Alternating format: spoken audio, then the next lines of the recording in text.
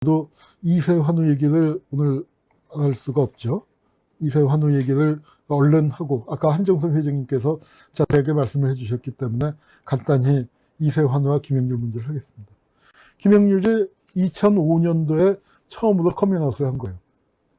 2005년이 아니고 2002년도에 처음으로 커밍아웃을 했습니다. 그래서 KYC라는 곳에서 커밍아웃을 했고, 야, 여기 형률이 아버님이나 추봉태 변호사 젊은 것 좀 보세요. 네. 이 김영률 씨는 이 아버님이 지금 많이 늙으셨는데 아버님이 참 훌륭한 분입니다. 아버님이 옆에서 버텨줬기 때문에. 아까도 말씀드렸지만 김형률의 다른 형제들은 건강해요. 정말 다행이죠. 다행인데 그러면 다른 형제들한테 해가 돌아올까봐 이 형률이 아픈 거를 쉬쉬하기가 하는 게 일반적인 부모님들의 훨씬 더 많은 경우에 보여준 태도였는데, 이 아버님은 아픈 아들 편에 섰습니다. 아픈 아들 편에 서서 평생을 같이 다니고, 그다음 형률이 죽고 난 다음엔 제가 우리나라 최고의 반핵 활동가가 바로 이 아버님 김봉대 어르신입니다.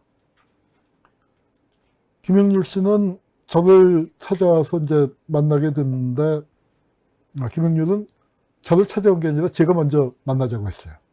김영률 씨가 좀 뜻밖이라고 생각한 게 자기한테 먼저, 자기가 누굴 찾아가도 상대를 안 해주는데 서울에 무슨 평화박물관 이런 데서 먼저 연락이 왔다고.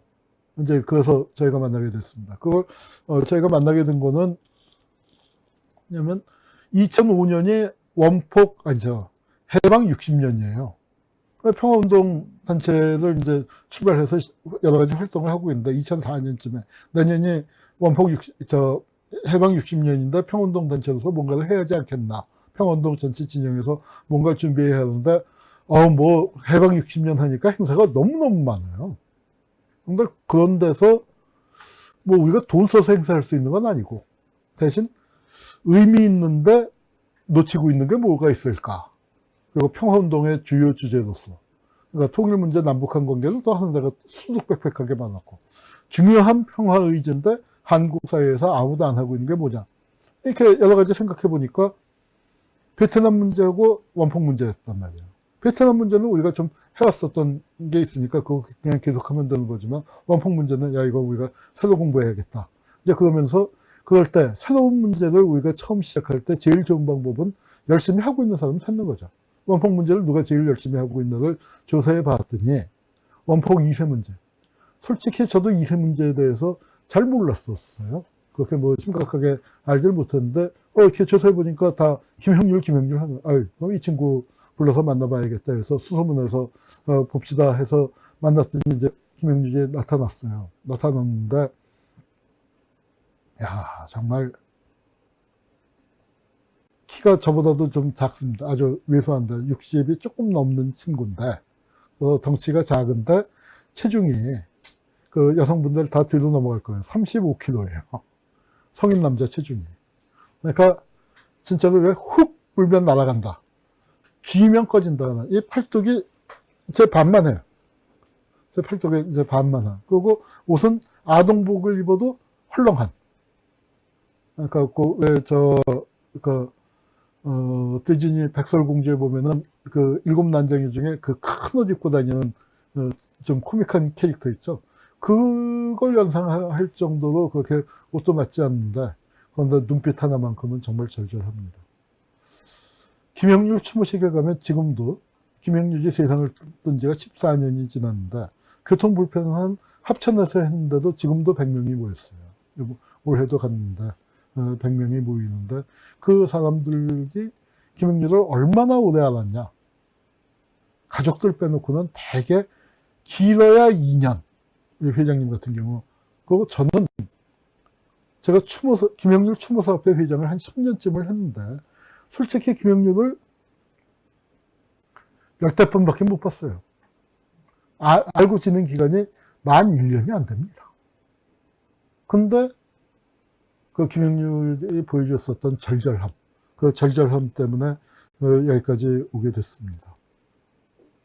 늘 아팠고, 늘 아팠어요. 참 안타까웠었던 건 마지막에 이 친구가 폐가 안 좋죠. 폐 기능이 일반인의 30%도 제대로 안 되는데 저희 큰형이 호흡기내과 의사예요.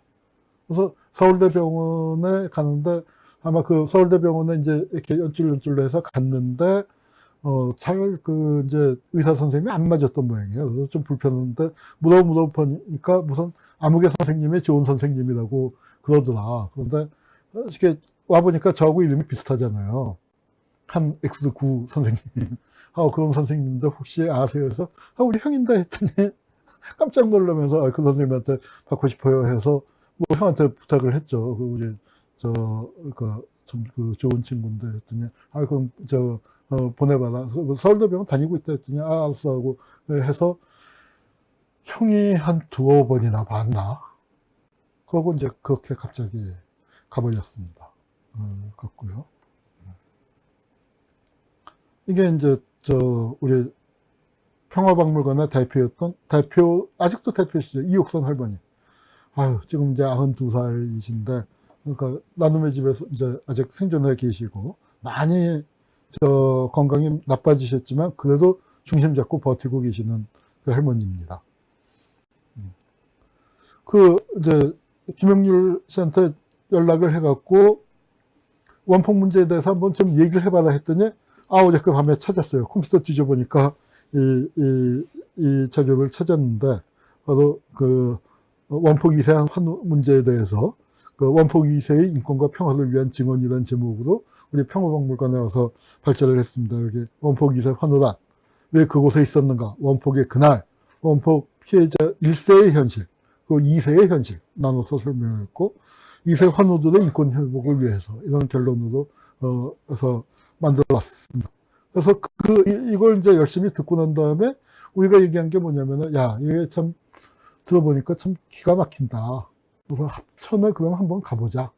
이렇게 얘기를 했어요. 이게 보니까 10월 8일이에요. 저는 그날이 무지 더워갖고 저는 지금 땀 뻘뻘 흘리고 있잖아요. 그래서 에어컨 밑에다가 이제 머리 박고 사는 사람인데 김영률을 이제 만나서 내 차를 타고 오는데 에어컨 틀었더니 처음에는 몰랐는데 계속 기침을 하는 거예요. 계속.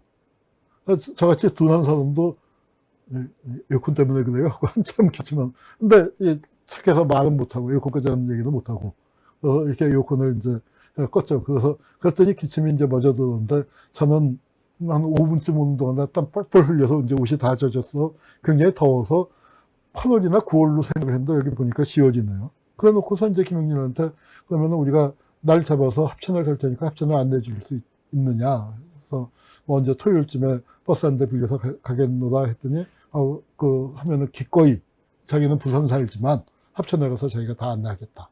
그래서 알았다 하고 놓고 이제 멤버를 모았습니다. 모아서 합천을 갔어요. 짠 하고 합천을 갔습니다. 그래서 어저께 이제 사진을 그래서 열심히 사진을 찾아서 여기 흉유리 아버님 그리고 제가 수염을 기르기 전이네요. 그래서 이제 합천에 그 호숫가에서 그러니까 이제 기념사진도 찍고 했는데 많이는 못 갔어요. 우리 한 차 채 안 되죠. 한 차 채 안 되게 한 20명쯤이 갔습니다. 그런데 갔는데 김영률이 진짜 놀래더라고요.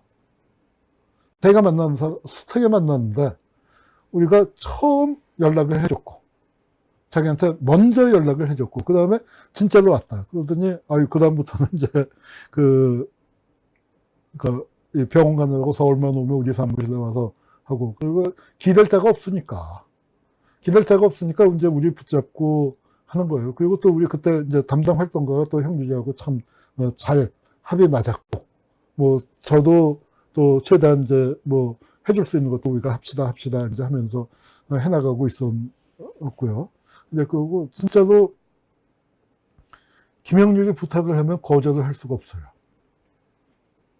한 번은 토론회를 하고 제가 나와서 반드시 토론을 해야 한다는 거예요. 그런데 수업이 학교에서 12시에 끝나고 토론회는 1시 반이고 3시에 수업이 있어요. 물리적으로 안 되잖아요. 그런데 와줘야 한다고 하는데 그리고 그날 저는 저녁에 또 수업이 있으니까 그럼 9시부터 시작해서 하루 종일 수업을 하고 떠들어야 하는 형편인데, 이거 도저히 못 가 했는데, 딱 문을 가로막고 말도 안 해요. 애절한 눈으로 쳐다보는데, 알았어, 갈게. 근데 그게 제가 김영렬을 마지막 본 겁니다. 그날, 나 못 가. 사실은 그러니까 진짜 시간을 따지면 그래야 하는데, 알았어, 갈게 하고 이제 허겁지겁 뭐 앞에 수업 이제 일찍 끝내고 뒤에 좀 비워먹고 갔다 왔고, 그러면서 형유리는 그 토론회 끝나고 다음날 일본 갔다 오니까 일본 갔다 와서 만납시다 하고, 일본 갔다 와서 다음날 세상을 갑자기 뜬 거죠. 그래서 이제 뭐 참 그 안타까운데, 그날 와서 이제 합천평화 합천 내서 이제 거기서 우리한테 이제 또 설명해 주는 장면입니다. 그러니까 요 사진이 이제 우리가 가기 전에 형유리가 갔을 때고, 이게 저 심진택 지부장님, 형유리 어머님. 아버님이 합천분이지만 아버님은 히로시마에 안 계셨어요.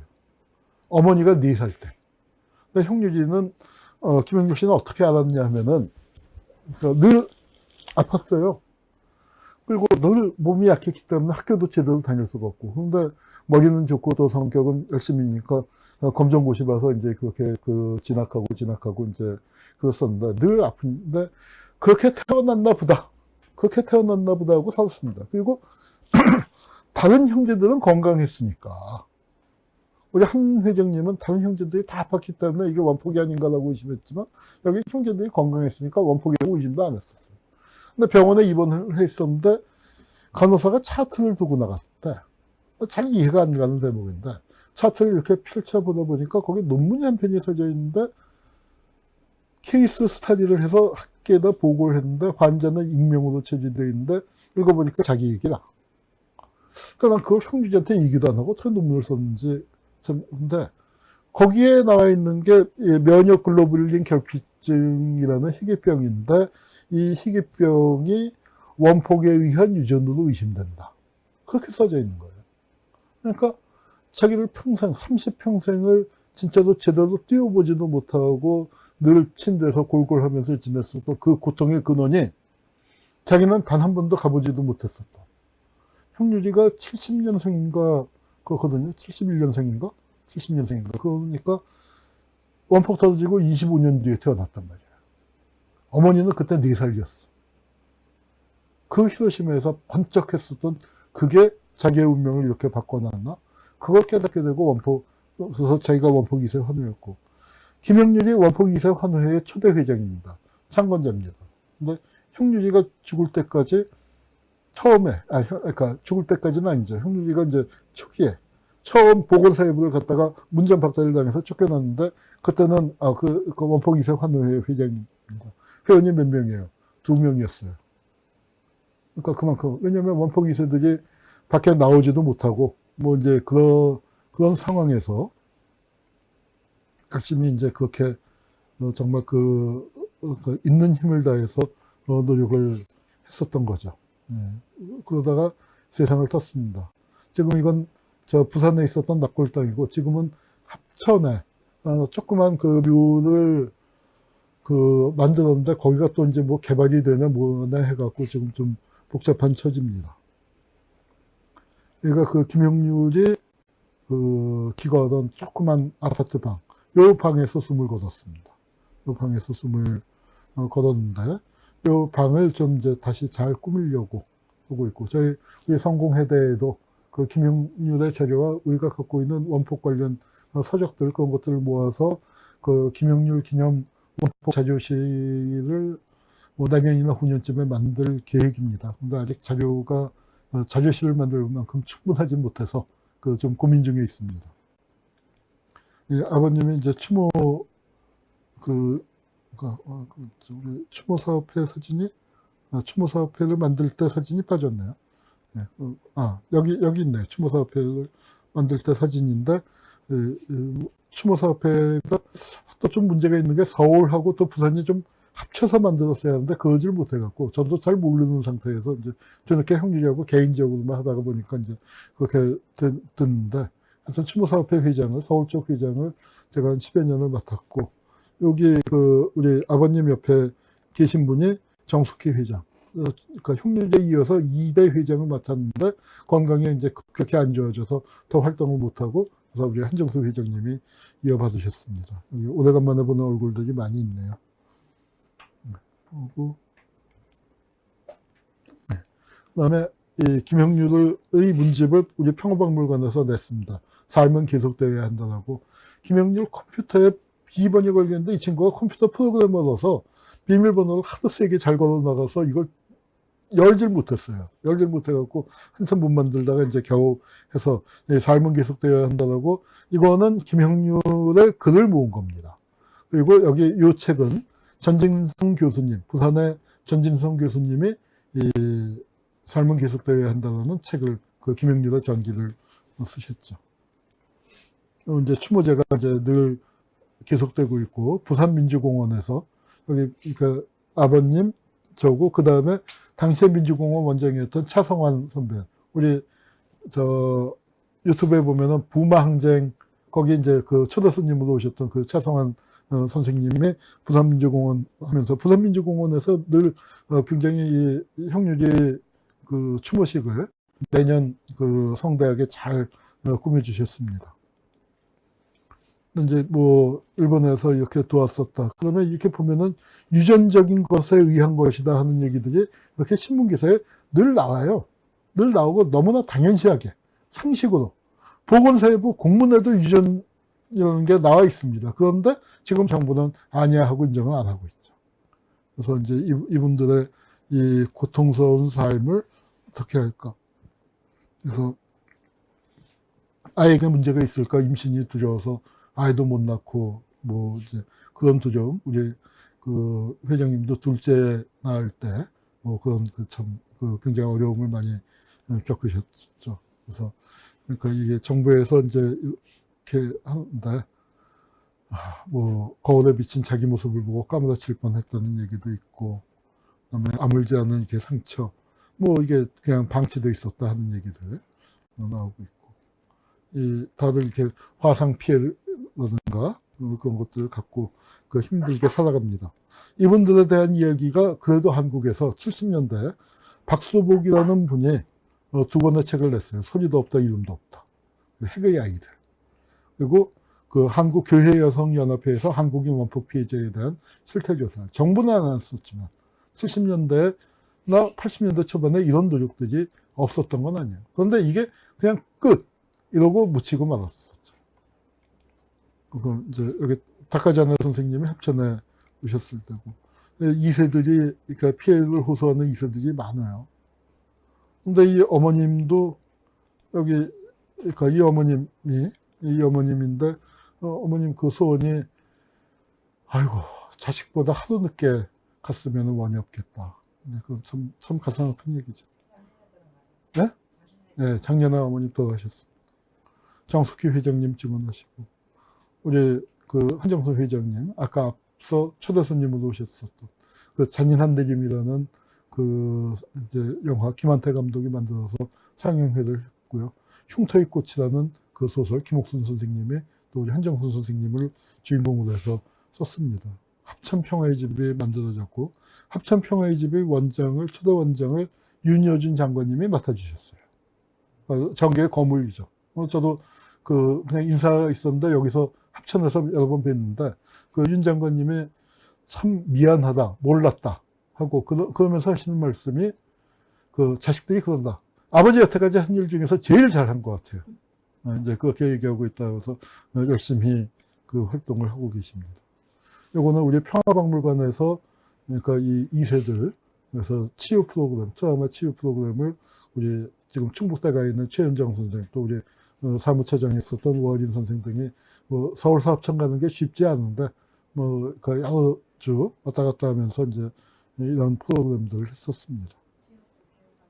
네, 지금도 계속하고 계시다고 합니다. 한정수 회장님 아직 안 가시고 이 강연을 지켜보고 계세요. 그래서 우리 아버님이 열심히 싸우셔서 박경철 인권상도 받으시고 또 부산 민주시민상도 받으시고 또 미국에 가서 핵폭탄 그 이 한국인 원폭 피해자들 그 얘기하면서 반핵 운동을 열심히 하셔서 이 아들의 이름으로 그 유명한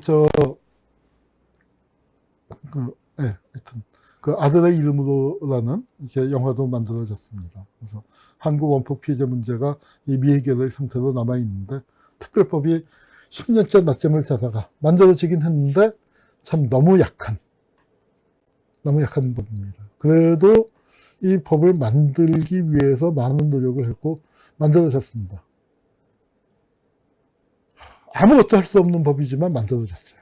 근데 이 법을 갖고 이제는 내용을 채워나가야 할 과제가 놓여 있습니다. 특히 중요한 부분, 한국의 입장에서 특히 중요한 부분은 2, 3세 문제라고 생각을 합니다. 2, 3세 문제는요, 명백합니다. 미국 덥습니다. 일본 역시 덥습니다.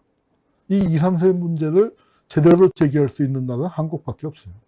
우선 피해자들이, 그리고 그것을 도와서 시민사회가 됐고, 지방자치단체. 경남에서는 지방자치단체 조례로 그 피해자들을 돕는 조례를 만들었습니다. 근데 조례 갖고는 안 되죠. 법이 만들어져야 합니다. 그거는 한국의 과제고, 한국이 분단으로 고통을 받았었던 나라. 그리고 원폭 피해자, 세계 제2의 피폭 국가인데 원폭에 대한 얘기는 아까 처음에 나왔었던 것처럼 고마운 원폭 또는 일본 쌤통 하는 식의 아주 천박하기 짝이 없는, 그러니까 천박하다보다는 아예 의식 자체가 없었죠. 인식 자체가 없는 그런 시절로 살아왔는데 뒤늦게라도 우리가 평화 국가로 거듭나야 하지 않겠습니까? 한반도의 분단을 치유하고, 그리고 그 분단의 근원이 됐었던 게 원폭 문제거든요. 그 원폭을 치유하는 것. 그건 1세 피해자들은 지금 고령이고 많이 돌아가시고, 그리고 1세에 대한 지원은 그래도 최소한도의 지원이 되고 있는데 정말 방치되어 있는 게 2세, 3세 문제입니다. 2세, 3세를 전 세계에서 이 문제를 보듬어 안을 나라는 한국밖에 없습니다. 우리 애청자 여러분, 아까 한정순 회장님 그 너무 절절한 호소, 사실 그 터놓고 앉아서 얘기를 듣자면 더 기막힌 얘기들이 나오는데 방송이고 저도 마음이 아파서 더 여쭤보지 못했습니다. 더 진행하지 못했는데 이런 아마 오늘 여러분 처음 접하신 분들이 많겠지만 이 사연을 기억하시고 기록하시고 인터넷에서 이 잔인한 느낌 찾아보시고, 잔인한 느낌 제 김한태 감독하고 얘기해서 우리 방송에서 한번 틀죠. 우리 방송에서 한번 틀어서 틀고 여러분들이 함께하는, 우리가 유튜브 원폭 영화제 같은 거 얼마든지 할 수 있지 않겠어요? 몇 편 우리 아들의 이름으로도 틀고, 뭐 그런 좋은 작품들 나와 있는 거 틀면서 우리 김영률도 기억하고, 이미 세상을 떠난 김영률만이 아니라 살아있는 수많은 김영률들을 같이 기억하는 자리를 마련했으면 좋겠습니다. 일본과의 관계 속에서 해결 안 된 과제가 원폭 문제입니다. 일본에 대해서 분한 마음을 갖고 계시면은 현실적으로 우리가 해결할 수 있는 문제부터 출발했으면 좋겠습니다. 오늘 한홍구의 역사통 잘 보셨습니까? 오늘 특별한 손님 한정순 회장님을 모시고 우리 역사가 참 아픈 역사가 많은데 그 아픈 역사가 지금도 계속되고 있고 지금도 전쟁이 계속되고 있다는 사실, 저도 원폭 문제와 인연을 맺고 뭐 하루도 사실은 잊지 않고 뭔가를 해야 한다는 마음 한구석에 부담만 갖고 하지는 못하고 그렇게 지나왔었는데, 전쟁이 하루도 끝나지 않았구나 하는 거 오늘 새롭게 다시 마음을 뭐라고 할까요? 새로운 마음을 갖게 됩니다. 우리 오늘 처음 문제를 접하신 분들도 같은 마음으로 이 문제에 고통받고 있는 사람들의 고통을 우리가 나눠진다는 마음으로 같이 했으면 좋겠습니다. 오늘 강연 그리고 오늘 프로그램 여기서 마치겠습니다. 감사합니다.